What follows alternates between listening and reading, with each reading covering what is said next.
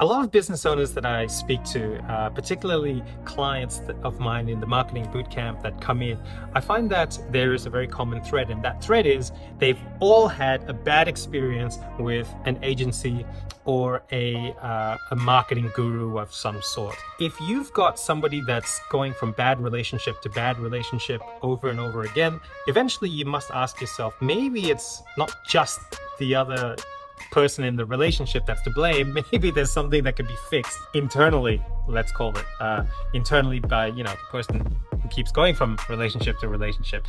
Anyway, and it's just like that with marketing and working with a marketing agency. And the fear that ends up coming out of having this experience is that everybody's out to trick me. All marketers can't be trusted. Marketers get thrown into the same category as lawyers and accountants. And sorry if you're a lawyer and accountant, I'm a marketer. So, let's just say it as it is here, okay?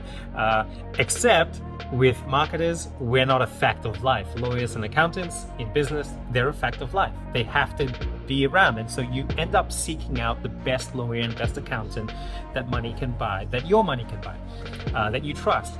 And marketing is the same, but the reason why the relationship breaks down is because when you get a lawyer and accountant, you're not telling them how to be a lawyer or an accountant. That is a recipe for disaster. What ends up happening is when you have a lawyer and accountant, they work for you. You need to be able to lead the conversation, tell them the outcome that you want, and not delegate all of the thinking. You delegate the stuff that you can't do because you're not skilled or you haven't been trained in it, but that doesn't mean you abdicate your brain. And it works the same for marketing. I find a lot of business owners, and you've probably been guilty of this too, you delegate the thinking, you abdicate the thinking. Could you imagine if you abdicated the thinking in your sales or your conversions or in your product? You would never do that. You wouldn't leave that to a third party. No. So the thing that I find is the issue is you've thought of marketing as set and forget. You've had no idea what's going on behind the scenes, and eventually the relationship withers and dies because it doesn't have your attention. So I have this tool in the marketing bootcamp that I use with our clients, and it's called the Collapse Project Plan.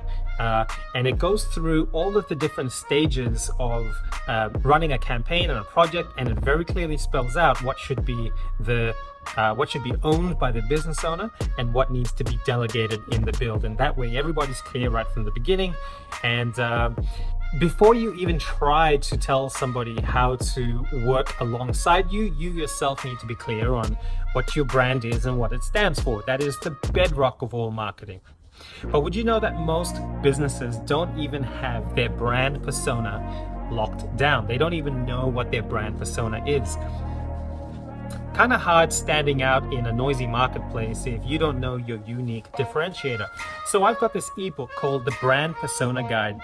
And get the Brand Persona Guide for yourself completely free, and that will set you off in the right direction to beginning to solve some of these really basic marketing problems.